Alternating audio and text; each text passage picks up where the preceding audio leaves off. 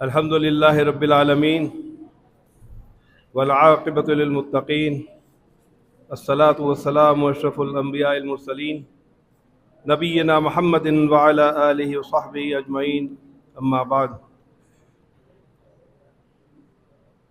الحمدللہ اللہ رب العزت کا شکر ہے، اس کا احسان ہے کہ آج اللہ رب العزت نے ہمیں یہ دینی مجلس کا اہتمام کرنے کی توفیق عطا فرمائی۔ جیسا کہ الحمدللہ آپ لوگوں کو بھی علم ہے کہ وہ مجالس جو اللہ اور اس کے رسول کی بات کرنے کے لیے منعقد کی جاتی ہیں، جو اللہ اور اس کے رسول کے احکامات پر مبنی ہوتی ہیں، وہ مجالس جو دینی مجالس، اللہ رب العزت کے فرشتے ان مجالس پر سکینت نازل فرماتے ہیں، ان کو اپنے پروں سے ڈھانپ لیتے ہیں۔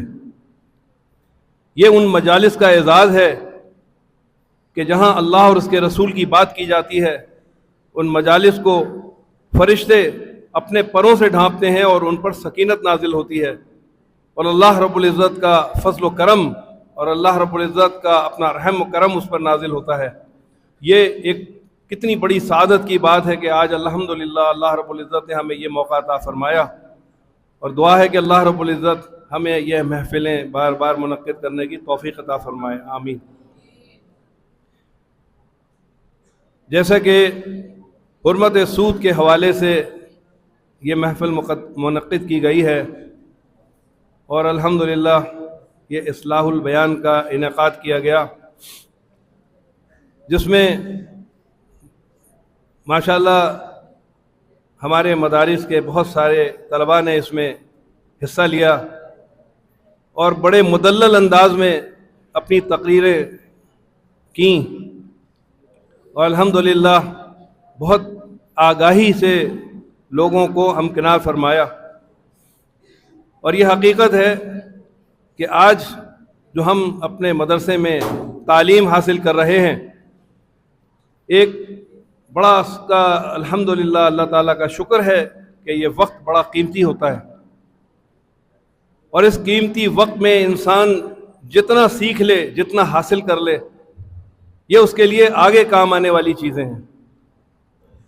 کیونکہ ہر انسان ایک نہ ایک دن اپنی ذمہ داریوں کو پہنچتا ہے۔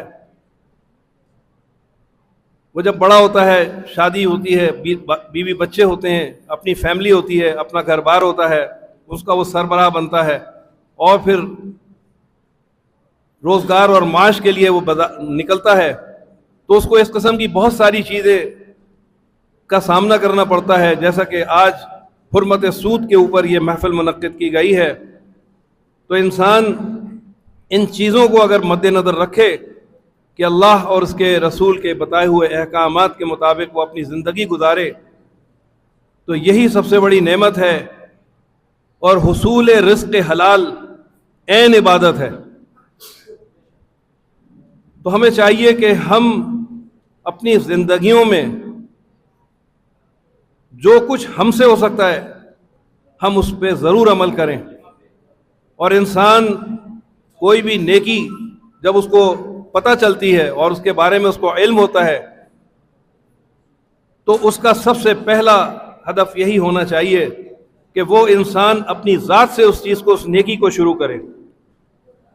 اور جب ہم اپنی عملی زندگی میں ان چیزوں پر عمل پیرا ہوں گے اور حلال اور حرام کو مد نظر رکھتے ہوئے اپنے روزگار کی طرف بڑھیں گے، تو اللہ رب العزت ہمارے روزگار میں خیر و برکت عطا فرمائے گا، اور اس کے بڑے دور رس نتائج برآمد ہوتے ہیں۔ یہ اولادوں پہ جاتے ہیں، یہ نسل در نسل اس کے اثرات ہوتے ہیں، اور اس کی رحمتیں، اس کی برکتیں اللہ رب العزت پورے خاندان پر عطا فرما دیتا ہے۔ جیسا کہ آج تقاریر میں ہم نے سنا کہ اللہ رب العزت کا ارشاد گرامی ہے، نبی کریم صلی اللہ علیہ وسلم کا ارشاد ہے کہ اللہ رب العزت نے سود کو حرام اور تجارت کو حلال قرار دیا ہے، اور جب انسان کو اس چیز کا علم ہو جائے کہ اگر وہ گناہ کا ارتکاب کر رہا ہو زندگی میں، تو اس کو چاہیے کہ وہیں سے اس کو اپنی اصلاح کرنے کے بارے میں سوچنا چاہیے۔ بے شک اللہ رب العزت کی ذات غفور الرحیم ہے، معاف کرنے والی ذات ہے۔ انسان سے غلطیاں ہوتی ہیں، اور جب ان غلطیوں کا بندے کو احساس ہو جائے تو اس کو چاہیے کہ وہ فوراً اللہ سے رجوع کر کے اللہ سے توبہ کرے، جیسا کہ قرآن کریم کا ارشاد ہے، اے ایمان والو تم اللہ سے ڈرو اور جو سود باقی رہ گیا ہے وہ چھوڑ دو، اگر تم واقعی ایمان والے ہو۔ اور اگر تم نے یہ نہ کیا تو پھر اللہ اور اس کے رسول سے جنگ کے لیے تیار ہو جاؤ۔ کتنی بڑی وعید ہے اور کتنا بڑا اللہ رب العزت کا احسان ہے کہ اللہ رب العزت کی ذات ہمارے گناہوں کے باوجود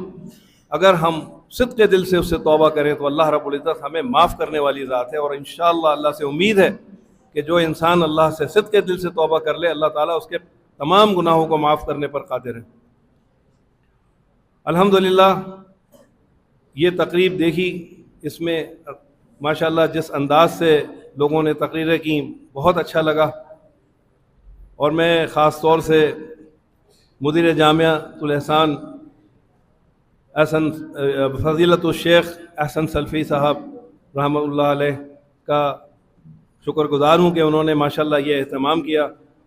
اور اپنی خدمات مستقل اس ادارے کے لیے انجام دیتے رہتے ہیں۔ اور ماشاءاللہ علماء کا اکرام اور علماء کا ان کو دعوتیں دینا، اس ماحول میں لوگوں کو بہت تربیت ہوتی ہے۔ اور میں سب سے زیادہ ان اساتذہ کرام کا شکر گزار ہوں جنہوں نے ماشاءاللہ اپنے طلباء کی بہت اچھے انداز میں تربیت فرمائی اور ان کی رہنمائی کی۔ اور آج الحمدللہ جو کچھ ہم نے سنا، جو کچھ دیکھا، اس کے صحیح معنوں میں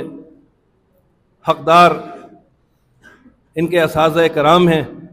جو اپنے طلباء کو بہترین ہدایات سے نوازتے رہتے ہیں اور وقتاً فوقتاً ان کی اصلاح کرتے رہتے ہیں۔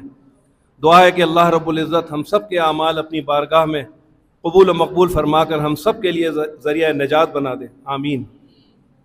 اور اس کے ساتھ ساتھ میں دعا گو ہوں کہ اللہ رب العزت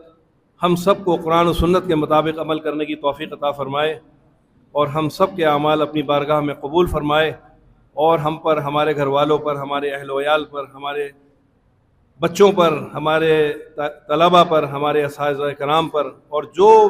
حضرات اس ادارے سے منسلک ہیں ان سب پر اپنا خصوصی رحم و کرم فضل فرمائے۔